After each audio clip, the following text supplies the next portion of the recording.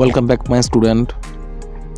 আজকের আমি এই ভিডিওতে কলকাতা বিশ্ববিদ্যালয়ের রাষ্ট্রবিজ্ঞানে বিএ অনার্সের একটি অত্যন্ত গুরুত্বপূর্ণ প্রশ্ন, ধর্ম ও পিতৃযন্ত্রের মধ্যে সম্পর্কের উপর একটি টিকা লেখো।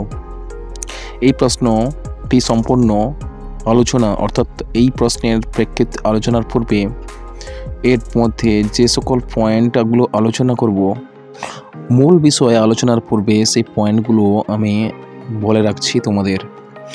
দেখে নাও সেই পয়েন্টগুলো কি কি আমরা আলোচনা করব। পিতৃযন্ত্রের মধ্যে সম্পর্ক আলোচনার পটভূমিতে যে সকল পয়েন্টগুলো আলোচিত বিষয়, সেই পয়েন্টগুলো দেখো। 1 ভূমিকা, 2 পিতৃযন্ত্রের ধারণা, 3 পিতৃযন্ত্রের মূল বৈশিষ্ট্য।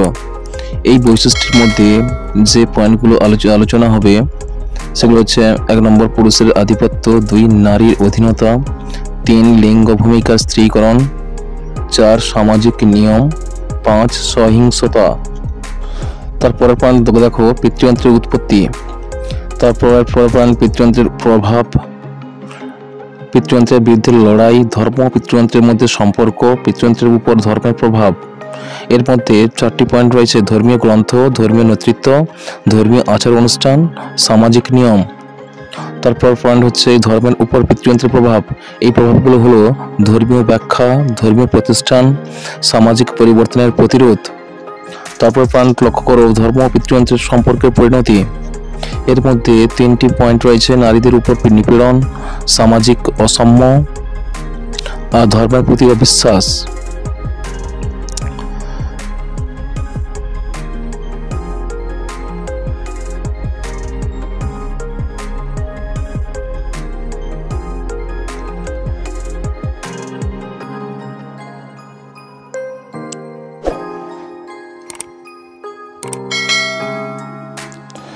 পিতৃযন্ত্রের উপর ধর্মের প্রভাবের মধ্যে যে 4টি পয়েন্ট রয়েছে: ধর্মীয় গ্রন্থ, ধর্মীয় নেতৃত্ব, ধর্মীয় আচার অনুষ্ঠান, সামাজিক নিয়ম।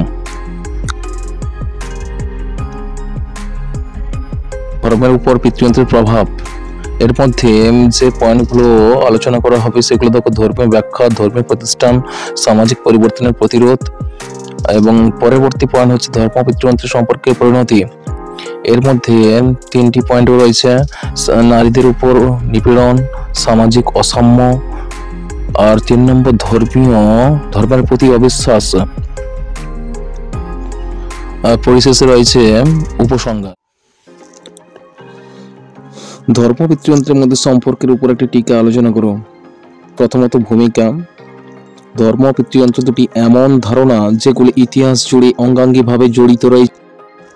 পিতৃযন্ত্র একটি সামাজিক ব্যবস্থা যেখানে পুরুষেরা ক্ষমতায় থাকে এবং নারীরা উপদাসী হিসেবে গণ্য হয়। অনেক ধর্মীয় গ্রন্থ ও প্রথা দ্বারা সমর্থিত হয়েছে। এই সম্পর্কটি জটিল এবং বহুমাত্রিক এবং এর প্রভাব সমাজের বিভিন্ন ক্ষেত্রে দেখা যায়। পরের পয়েন্ট দেখো পিতৃযন্ত্রের ধারণা। পিতৃযন্ত্র হলো এমন একটি সামাজিক ব্যবস্থা যেখানে পুরুষরা সমাজের সকল ক্ষেত্রে প্রভাবশালী এবং নারীরা তাদের অধীনস্থ থাকে। এই ব্যবস্থায় পুরুষদেরকেই সমাজের নেতৃত্ব দেওয়ার অধিকার দেওয়া হয় এবং নারীদেরকে গৃহস্থালীর কাজ ও সন্তান প্রজননের সীমাবদ্ধ রাখা হয়। পিতৃযন্ত্রের মূল বৈশিষ্ট্য। পুরুষের আধিপত্য। পিতৃতন্ত্রে পুরুষরা সামাজিক, রাজনৈতিক, অর্থনৈতিক এবং সাংস্কৃতিক ক্ষেত্রে প্রভাবশালী হয়ে থাকে। 2 নারীর অধীনতা। নারীদেরকে পুরুষদের অধীনস্থ হিসেবে দেখা হয় এবং তাদের স্বাধীনতা সীমিত থাকে।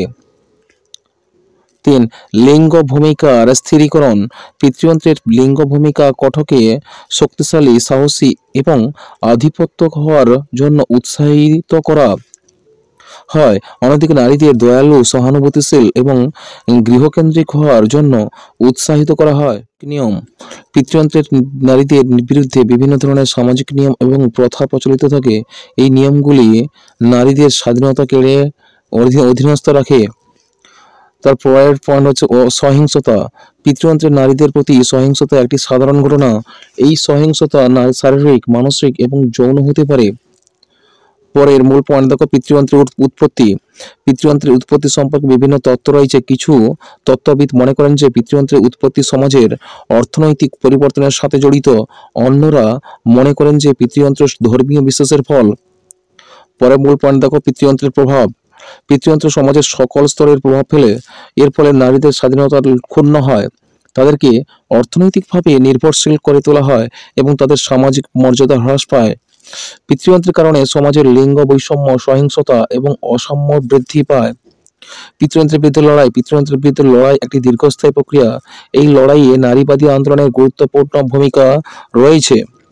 নারীবাদীরা পিতৃযন্ত্রের বিরুদ্ধে সচেতনতা সৃষ্টি করেন এবং নারীদের সমান অধিকারের জন্য লড়াই করেন। পিতৃযন্ত্র একটি জটিল সমস্যা এবং এর সমাধানের সময় এবং সচেতনতা উভয়েরই প্রয়োজন।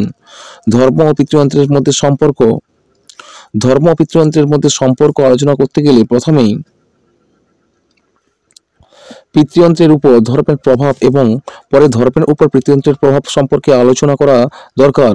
নিম্নে ধর্ম ও পিতৃযন্ত্রের মধ্যে সম্পর্ক আলোচনা করা হলো।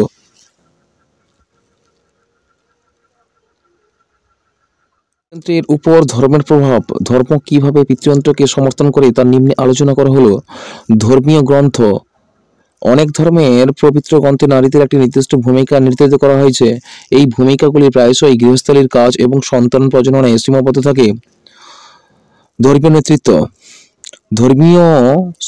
বেশিরভাগ ধর্মে পুরুষদেরকে ধর্মীয় নেতৃত্ব দেওয়ার অধিকার দেওয়া হয়।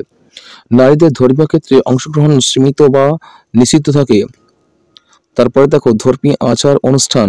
অনেক ধর্মীয় আচার অনুষ্ঠানে নারীদের অংশগ্রহণ নিশ্চিত থাকে অথবা তাদের একটি নির্দিষ্ট উপায়ে অংশগ্রহণ করতে হয়। সামাজিক নিয়ম। ধর্মীয় শিক্ষা প্রায়শই সামাজিক নিয়ম ও প্রথাগুলিকে পবিত্র করে তোলে, যা নারীদের বিরুদ্ধে বৈষম্যমূলক হতে পারে।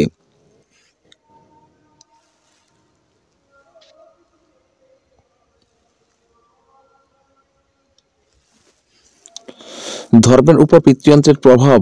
পিতৃযন্ত্র কিভাবে ধর্মকে প্রভাবিত করে তা নিম্নে আলোচনা করা হলো।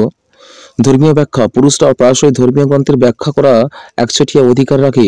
এই ব্যাখ্যায় তারা নিজেদের সুবিধার জন্য গ্রন্থের বিভিন্ন অংশকে বিকৃত করতে পারে।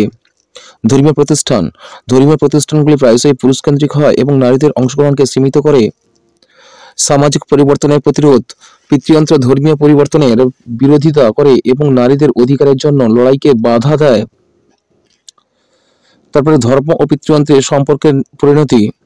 নারীদের উপর নিপীড়ন। পিতৃযন্ত্র এবং ধর্মের সংমিশ্রণ নারীদের উপর বিভিন্ন ধরনের নিপীড়ন সৃষ্টি করে। এর মধ্যে রয়েছে বিবাহের বাধ্য করা, যৌতুক সম্পত্তির অধিকার থেকে বঞ্চিত, স্বাধীনভাবে চিন্তা করার স্বাধীনতা থেকে বঞ্চিত করা। পরে সামাজিক অসাম্য। এই সম্পর্ক সামাজিক অসাম্যকে বৃদ্ধি করে এবং সমাজের সামগ্রিক উন্নয়নকে বাধা দেয়। ধর্মের প্রতি অবিশ্বাস। অনেক নারী ধর্মের প্রতি অবিশ্বাসী হয়ে পড়ে কারণ তারা মনে করে যে ধর্ম তাদের নিপীড়নের একটি কারণ। উপসংহারে বলা যেতে পারে, ধর্ম ও পিতৃযন্ত্রের মধ্যে জটিল এবং ঐতিহাস প্রাপ্ত সম্পর্ক রয়েছে। ধর্মকে পিতৃযন্ত্রকে সমর্থন করার জন্য ব্যবহার করা হয়েছে এবং পিতৃযন্ত্র ধর্মকে নিজের স্বার্থে ব্যবহার করেছে। এই সম্পর্ককে ভেঙে ফেলার জন্য সমাজকে ধর্মীয় গ্রন্থের নতুন ব্যাখ্যা গড়ে তুলতে হবে এবং নারীদের সমান অধিকার দেওয়ার জন্য কাজ করতে হবে। মনে রাখা জরুরি যে এই সম্পর্ক সকল ধর্ম এবং সকল সমাজের জন্য একই রকম নয়। অনেক ধর্মীয় নেতা নারীদের সমান অধিকারের পক্ষে কাজ করেন।